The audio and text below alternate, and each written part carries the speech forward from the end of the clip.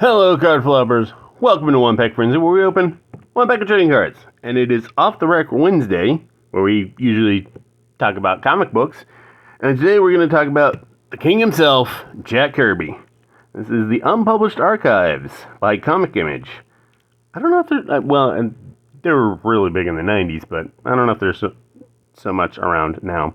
Anyway, we got two packs. Because, if they're comic cards, you really don't go through much.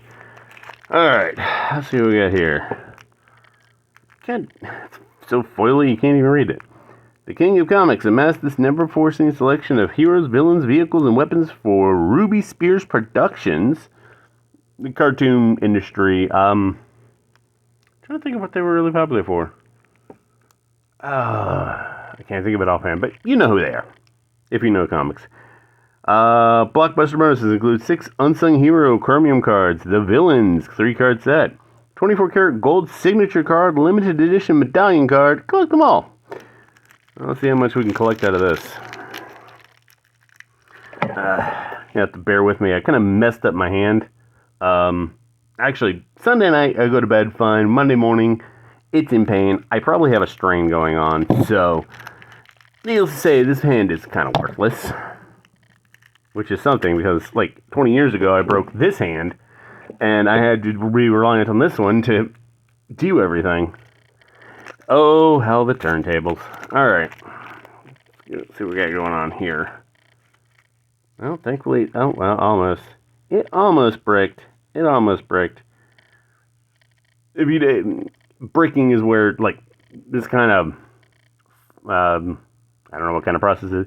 Basically, the foiling was, after 10, 20 years, it kind of all stick together. So, you get breaking, where the entire thing is literally a break. Alright, we got, what is this? Toad Takes Off. This action comic panel from Roxy's Raiders features Toad, one of Roxy's fellow spies, escaping the clutches of some evil thugs via a unicycle. This series was set in the 1930s, a fact Jack ingeniously presents the Vote for FDR bill hanging on the wall. Cool. This is interesting. This one. Laser Trip.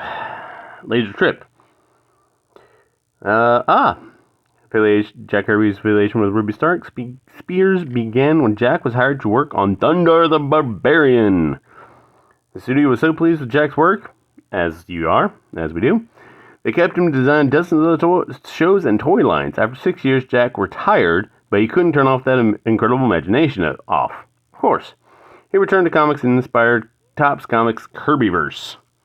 94. This is, 30 years. Well, yeah, 30 years. Holy shit. I did not intend that, but hey, here we are. There's a checklist. Card number 90. There's 90 cards in the set. Okay, cool. We got... Oh, that looks freaking awesome. What is that? Sneak Attack. In this action panel from Camouflage Corps, the good guys busy themselves at an election rally. Suddenly, out of the sky, a rain of terror descends upon them in the form of a fleet of crab-like vehicles ejected from an unassuming blimp. It's actually pretty cool.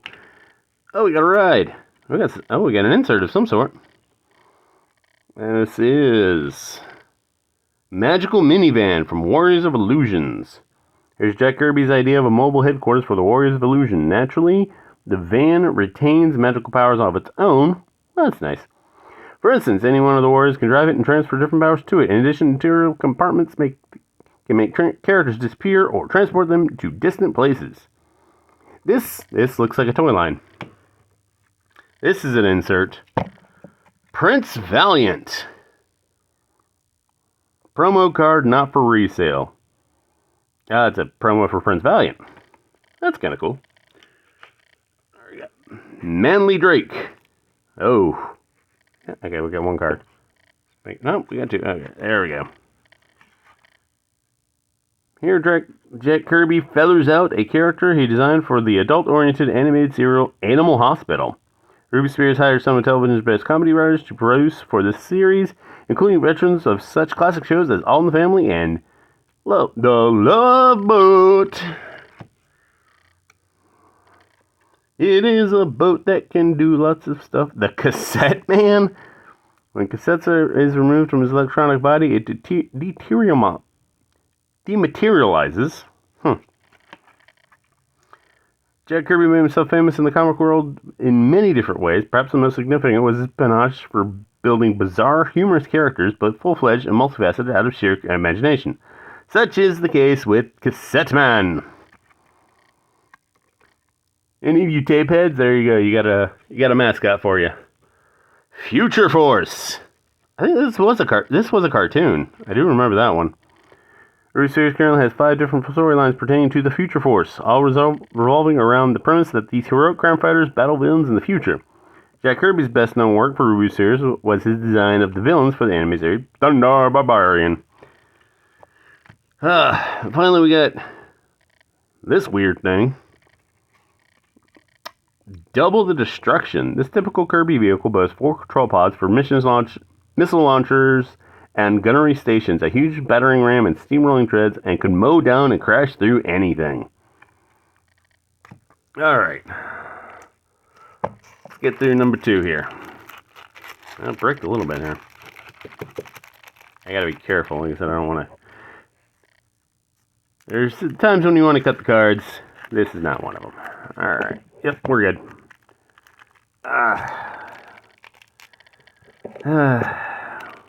One of these days I'm not going to have a malfunction, but until then,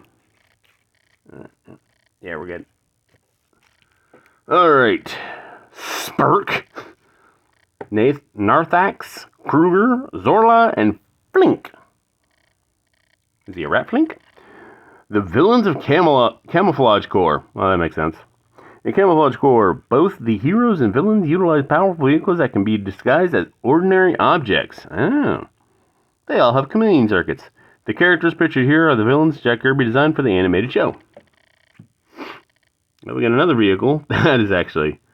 Oh, that is Pete Kirby right there. That's why he's the king. The Super Bus.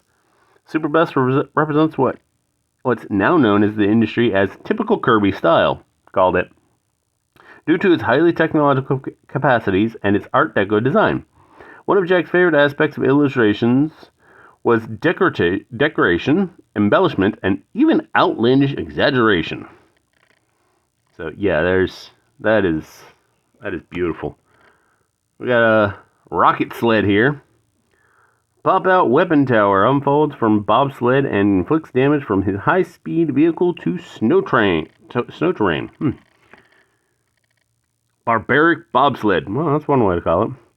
Jack Kirby was undoubtedly one of this century's most gifted storytellers. It is true. In addition to the stories he told through his illustrations and special captions, like the one here, which explains the Super Sled's weapon tower, Jack entertained everyone around him with his own personal stories and memories. Oh, that is cool. That is... Oh, I love that. Be a hell of a thing to pilot, but goddamn, it looks cool. Power Plane.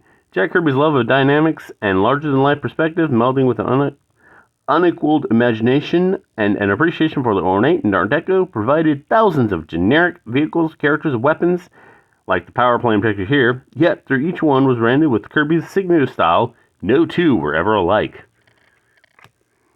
Right, we got another Cassette Man. I might make that my, what do I think? The Flying Knight. Kind of looks like Kite Man. Did Jack Kirby create Kite Man? I don't think so. It wouldn't surprise me, but the Flying Knight. Though die-hard comic fans can recite Jack Kirby's resume to a T, some of the new generation are unaware of the scope of his work. Kids who rush to the TV with big bowls of sugary cereal on a Saturday morning to catch the X-Men adventures, for instance, try that again, would be staring at a blank screen had it not been for Jack's co-creation, with Stan Lee, of the Marvel Mutants. I mean, yes, but what the hell does that have to do with Night? Anyway. Giraffe, the human periscope. Oh, he's able to spy in places too high for normal people. Oh boy, that is wild. Giraffe, the human periscope. This supporting character from Roxy's Raiders is a perfect example of Jack Kirby's odd sense of humor. You can say that again. Joe Ruby of Ruby Spears recalled the strange characters were par for the course, where Jack was concerned. He once designed an opera singing villain and named him Screamarina. Joe explains with a laugh. Yeah. That's... He was a card. In fact, we got several cards of him. The Bad Guys. That's one way of putting it. Roxy's Rivals. This Jack Kirby panel depicts the regular villains who appeared in the story Roxy's Raiders. Kirby drew countless characters, vehicles, and weapons for Ruby Spheres. However, he never colored his own work. Huh. I mean, that makes sense, but still. Got a weird panel here. Utility Love. Zip-a-dip-a-doo. No, come back here.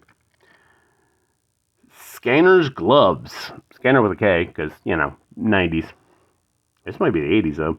In addition to designing characters, vehicles, and weaponry for animated series, Jack Kirby concentrated on the possibility of his designs becoming picked up by toy manufacturers. It would have been interesting. This panel shows his versatile concept of Scanner's all-powerful gloves, which could be used on the series and marketed as a toy. What series? Let's look into that. That's pretty cool. Finally, we got this guy swimming on the river, swimming in the sewer. The smallest superhero. A miniature Mighty Man is a Micromite, one of the smallest superheroes designed by Jack Kirby. Three young boys get a hold of one of their science father's magic molds and the liquid needed to manufacture the Micromites. When the boys are in trouble, they simply mold a Micromite. Huh. And that is Jack Kirby, Unpublished Archives. The King himself, as you can see, in all sorts of cards. Yes, there's an MVP. My hand can cooperate. And I'm giving it to the Cassette Man. I mean, that is... Goddamn, that is 80s as fuck. Oh, there we go. I am... Okay, my thing is not... This is fine. This was messed up. Yeah, that is... that is purely Kirby. That is purely 80s. That is the best goddamn card I've gotten on this channel. Well, I mean, best non-comic book. I'd say getting that Slimer sticker is pretty cool too. No, there's not a dent. It's just weird. In any case, that is Jack Kirby, the Unpublished Archives. I got this from... shit, I have lost... I lost the promo. I have lost... anyway, I got this from Ian's Record Shop on Etsy. I had a card somewhere. I don't know where it went. Anyway, so if you want your own cards, go see his shop on Etsy. Like I said, Ian's Record Shop. Really, not sponsored, but really, really great service. In any case, I'll see you tomorrow. Have a fantastic day.